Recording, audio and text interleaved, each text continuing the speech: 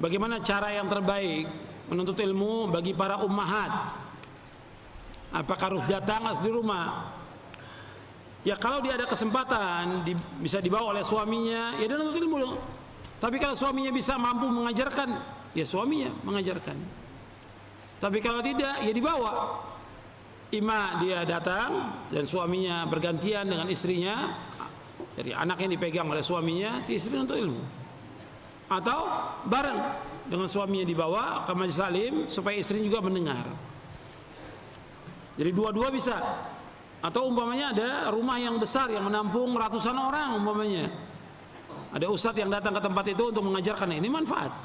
Itu. Dia juga harus datang ke tempat itu karena dia juga harus menimba ilmu. Cuma yang harus diperhatikan bahwa menimba ilmunya wanita yang nggak sama dengan laki-laki. Jadi wanita tetap dia menuntut ilmu, wajib dia menuntut ilmu.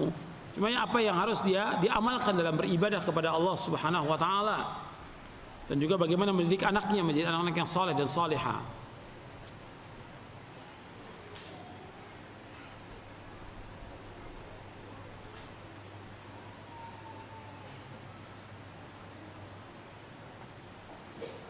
Saya mau bertanya tentang pacaran. Ada sebagian orang berpacaran adalah boleh, tidak boleh dalam Islam. Pacaran hukumnya haram dalam Islam. Dalam Islam nggak ada pacaran kalau memang dia sudah waktunya untuk nikah. Nanti tinggal dia nazar, lihat, kemudian khitbah, dia pinang. Mudah dalam Islam. Kalau antum masih di pondok nuntut ilmu, jangan berhayal antum mau pacaran. Jangan berbuat juga pelanggaran pacaran, gak ada manfaatnya. Gak ada manfaatnya, mengganggu belajar. Maka saya sebut di antara fitnah syahwat itu pandang memandang. Bertemu dengan wanita, ini fitnah syahwat. Saya sebutkan dalam buku saya Tazkiyatun Nufus, Manhaj Ahlussunnah dalam Tazkiyatun Nufus. Di antara saya sebutkan tentang masalah pacaran. Sebab dalam pandang memandang aja ini mata ini berzina. Kata Nabi, fazinal ainaini an-nazar, yaitu zinanya mata dengan memandang. Kemudian dia berbicara, ngobrol dan segala macam, atau tulis surat dan segala macam. Ini nggak ada manfaat sama sekali. Kecintaan yang sebenarnya ada ketika terjadi akad nikah, itu baru kecintaan yang sebenarnya. Kalau sebelumnya semuanya bohong, gombal, gak manfaat sama sekali, semuanya kebohongan yang ada. Jadi yang namanya cinta yang sebenarnya ada itu setelah ada akad nikah. Makanya kata Nabi SAW, lam nura lil mutahabbaini mithlun nikah. Belum pernah aku lihat kecintaan yang sebenarnya ada melainkan ada dalam pernikahan, kata Rasulullah SAW. Jadi kecintaan yang sebenarnya dalam pernikahan. Makanya nggak boleh antum pacaran, jangan coba-coba main api. Dan saya jelaskan dalam buku saya, wala taqrabuz zina innahu kana fahishatan wa sa'a sabila. Jangan kalian dekati zina, karena zina itu sejelek-jelek jalan, perbuatan yang keji dan sejelek-jelek jalan.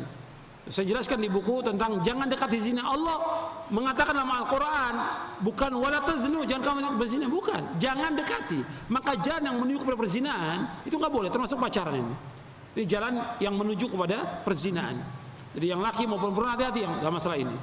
Kalau memang sudah waktunya, Allah takdirkan kita sudah nuntut ilmu dan kita memang sudah waktunya untuk nikah, tinggal antum nazar, khitbah. Itu mudah dalam Islam. Tapi pacaran nggak ada manfaat sama sekali. Dan itu mengganggu pikiran kita dan juga mengganggu hati kita, mengganggu belajar kita, mengganggu ibadah kita kepada Allah SWT.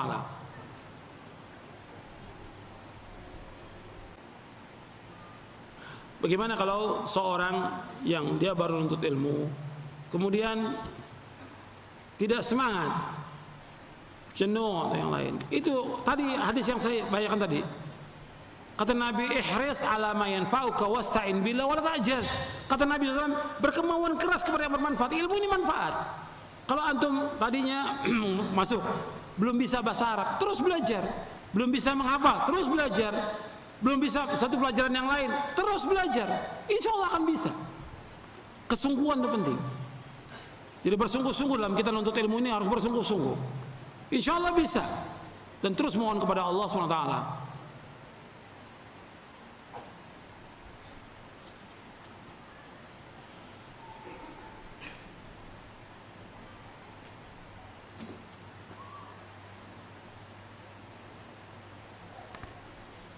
Bagaimana kita meluruskan pemahaman yang ada di masyarakat?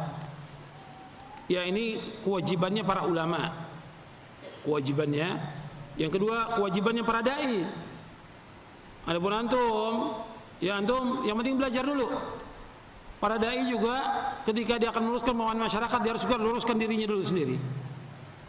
Luruskan keluarganya. Karena Allah berfirman, ya ayyuhalladzina amanu qu anfusakum wa ahlikum nara. Wahai yang beriman, jaga diri kamu dan keluarga kamu dari neraka. Kita tetap wajib mengingatkan kepada tokoh-tokoh masyarakat atau kepada tetangga kita semampu kita. Tapi kita menginginkan semuanya sama dengan kita. Ini perjalanan yang sangat panjang, saya bilang. Masyarakat. Antum ingin masyarakat semuanya yang ada di masyarakat ini sholat berjamaah di masjid semuanya, semua berjenggot, semua tidak isbal, semua pakai cadar. Ini perjuangan yang panjang sekali, perlu pada kesabaran. Yang penting sekarang kita urus diri kita dulu, istri kita, anak kita, kemudian keluarga, sanak famili, dakwakan. Kemudian juga kepada orang-orang yang memang mereka mau untuk kita ajak dengan cara yang baik, yang lemah lembut, itu coba.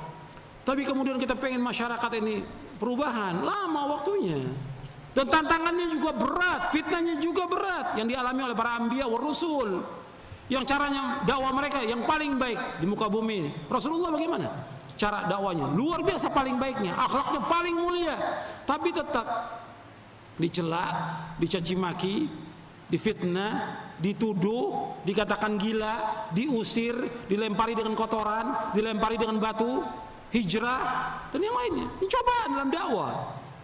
Perlu kesabaran. Kadang-kadang semangat kita yang luar biasa, kadang-kadang semangat kita ingin pokoknya semua mengikuti sunnah. Ketika dapat tantangan satu dari keluarganya, sudah futur. Baru satu keluarganya. Oh, kamu sekarang ini mau jadi ustadz ya, mau jadi orang alim. Coba dulu kamu kan preman, kok sekarang mau jadi ustadz? Lemah deh semangatnya, nggak mau ngaji lagi. Baru dibilang begitu, belum dikatakan gila, belum dikatakan macam-macam. Rasulullah dikatakan majnun. Tantangan banyak. Makanya kita jangan mengharap bahwa dalam dakwah itu mulus jalannya. Enggak ada yang mulus dalam dakwah. Tantangannya luar biasa, celaan, cacian, makian, fitnah. Ya, kalau kita difitnah oleh orang ahlul bidah, enggak ada masalah. Yang menyakitkan hati difitnah oleh teman-teman salafiyin sendiri. Yang paling sakit lagi difitnah sama murid sendiri. Waliyadzubillah, nas'alullah wal afiyah. Allah yahdina wa yahdihim. Jadi dakwah ini tantangannya luar biasa, perlu kesabaran yang luar biasa. Makanya antum juga nuntut ilmu, diberikan oleh Allah ilmu ini luar biasa. Antum terus berjuang. Ini jalan yang antum tempuh nuntut ilmu ini benar, jalan ini. Jalan ini benar. Terus antum nuntut ilmu. Jangan patah semangat kita, jangan. Ini benar jalan ini. Allah berikan hidayah nanti. Kalau antum umpamanya disekolahkan oleh orang tua antum di tempat yang lain umpamanya, campur lagi perempuan, atau mungkin sekolah yang nggak jelas sudah, nggak ada agamanya, mungkin antum jadi sekuler, naudzubillah, atau jadi musuh agama ini, waliyadzubillah. Makanya antum bersyukur pada Allah SWT. Makanya dakwakan diri kita dulu, kemudian keluarga dengan cara yang baik.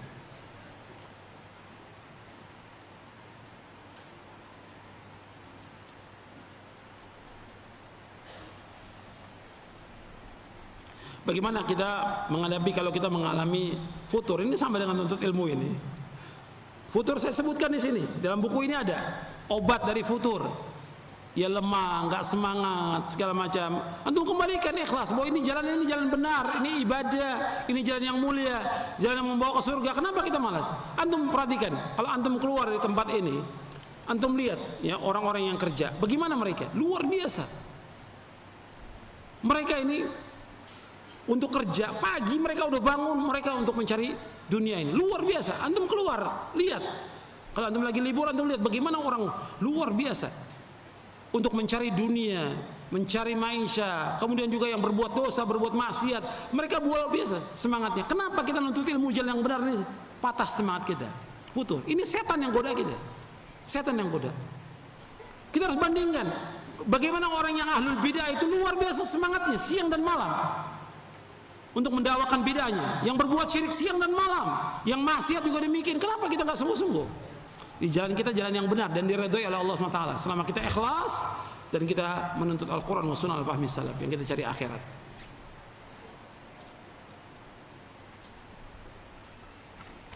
Ini banyak pertanyaan yang sama. Jadi sebenarnya kadang-kadang kejenuhan itu dari diri kita sendiri, timbul dari diri kita sendiri. Tapi kalau kita bangkitkan semangat, luar biasa. Antum lihat bagaimana ceritanya para ulama. Itu baca buku sampai berjam-jam. Ada yang baca buku, baca kitab itu 14 jam dalam sehari. 14 jam. Syekh Albani itu rahimahullah 14 jam. Sampai pernah dia cari satu kertas yang hilang. Itu seluruh maktabah, ini lebih besar dari maktabahnya. Seluruh kitab itu dibaca oleh Syekh Albani. Ya, berapa ratus ribu kitab itu dibaca semuanya oleh Syekh Albani. Sampai naik, itu kan kitab itu di perpustakaan itu sampai tinggi, perlu tangga. Sampai Syekh Albani naik di atas tangga, baca di atas tangga itu 2 jam lebih. Nggak terasa, karena nikmatnya ilmu, lezatnya ilmu. Nggak terasa, 2 jam lebih di atas. Sampai makan siang nggak dimakan, makannya kapan? Malam. Luar biasa, nikmatnya ilmu. Maka antum terus, nanti kalau antum terus belajar akan mendapatkan lezatnya ilmu itu.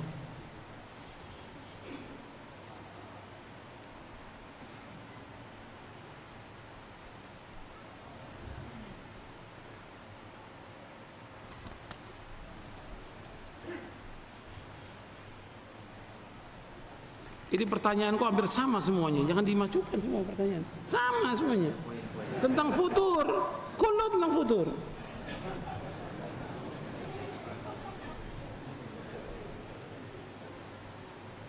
Capek bacanya. Itu lagi.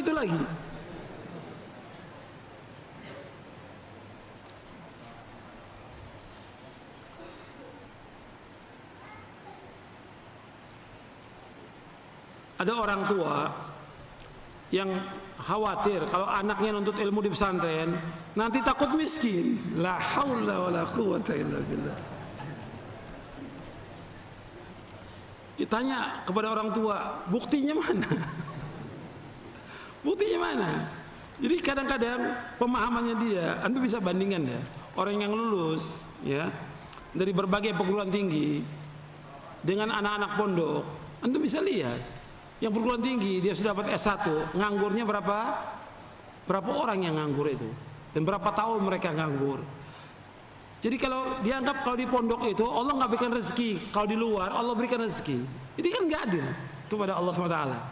Allah itu maha adil. Allah berikan rezeki kepada yang di luar, Allah berikan rezeki juga kepada orang yang belajar agama. Justru yang belajar agama diberikan berkah oleh Allah. Wa may yattaqillaha yaj'al lahu makhraja wa yarzuqhu min haitsu la yahtasib. Barang siapa yang takwa kepada Allah diberikan jalan keluar oleh Allah dan diberikan rezeki dari yang tidak diduga-duga. Jadi jangan kemudian menyangka bahwa kalau di pondok itu miskin, fakir. Tidak. Tetap orang yang belajar di pondok ketika dia lulus, dia tetap wajib mengamalkan ilmu dan mengajarkannya. Tapi juga apa dia nggak wajib cari nafkah? Wajib cari nafkah. Tetap wajib dia cari nafkah, wajib cari nafkah. Tinggal dia bantu. Antum lihat Nabi Daud alaihissalam, dia sebagai khalifah, sebagai nabi, tapi juga dia sebagai apa? Pandai besi. Nabi Zakaria sebagai nabi, juga sebagai tukang kayu. Dan yang lainnya para anbiya wa rasul semua mencari nafkah. Dengan nafkah itu Allah berkahi dia bisa dakwah dan segala macam. Banyak ulama-ulama yang kaya, banyak zaman dahulu. Hasan al-Basri kaya di Basra itu, paling banyak hartanya Hasan al-Basri. Dia ibadah, bahkan mengajak orang untuk ibadah apakah haji atau umrah dibiayai oleh dia. Alhamdulillah dibiayai. Banyak orang-orang yang seperti itu. Bahkan waktu saya belajar di Syekh Utsaimin rahimahullah, Syekh Utsaimin justru memberikan kepada murid-muridnya. Ya kitab diberikan, tiap bulan murid-murid dikasih uang oleh dia, oleh beliau rahimahullah rahmatan wasi'ah. Yang belum haji dihajikan, diongkosi oleh beliau. Kaya. Jadi jangan menyangka bahwa orang yang berilmu itu kemudian miskin, fakir, tidak. Ada usaha yang dia usahakan yang diberikan barokah oleh Allah, berkembang usahanya itu. Tapi dakwah tidak ditinggalkan, mengajar nggak ditinggalkan, nuntut ilmu tidak ditinggalkan. Jangan takut, jangan khawatir. Ya, itu khawatir orang tua karena apa? Sudah dikuasai oleh kehidupan materialis.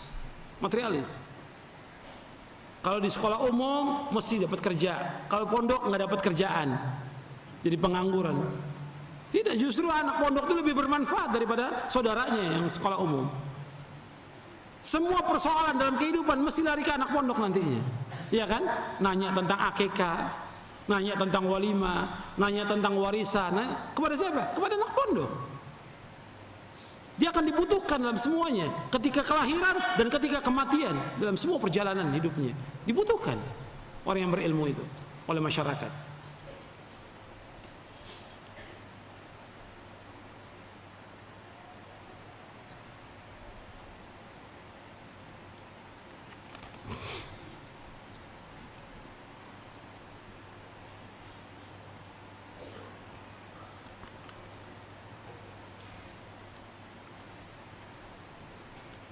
Ini ada pertanyaan yang bukan ke saya, mesti kepada mudir ini. Mengapa pesantren Salafi lebih mahal dari pesantren-pesantren biasa? Ini bandingannya cuma satu mungkin ya. Tapi kalau bandingannya ratusan, itu justru kita lebih murah pesantren Salafi. Kalau bandingannya cuma satu, memang lebih mahal. Tapi kalau bandingannya banyak, mereka lebih mahal. Artinya mereka itu tinggal atau tidak, dibantu subsidi atau tidak, dilihat. Jadi kalau dibilang mahal itu relatif. Mahal itu relatif. Kadang-kadang orang di sekolah-sekolah umum yang bayarannya mahal, dia berani dan gak pernah bilang mahal. Tapi ketika masuk anaknya diberikan ilmu yang bermanfaat, dibilang mahal oleh dia. Ketika anaknya dimasukkan ke dokter, ada dua anaknya, satu di kedokteran, satu di pondok. Ketika dia masukkan anaknya ke kedokteran, itu gak komentar apa-apa, meskipun harus jual mobil. Tapi ketika masuk ke pondok, yang dia harus bayar uang untuk tempat tidurnya dia, uang makannya, kemudian uang gedung, mahal. Ketika ini 50 juta dia bayarnya mahal, ketika 1 juta bilang mahal. Ini gak adil, penilaian dia yang salah. Ya, makanya harus dia dinasihati dengan cara yang baik. Dilihat cara berpikirnya tidak wajar dia. Di tempat yang lain kadang-kadang dia tidak pakai tawar, sama semuanya seperti itu. Kalau kepada ikhwan, beli pada ikhwan, nawar sampai yang jualnya nangis. Tapi ketika beli ke Cina nggak pakai nawar. Ketika beli ke Cina ke orang kafir nggak pakai nawar, dibeli juga oleh dia. Mahal nggak apa-apa. Tapi ketika sama ikhwan sendiri luar biasa. Cara berpikir nggak wajar. Fihi syai'. Perlu dinasihati ini.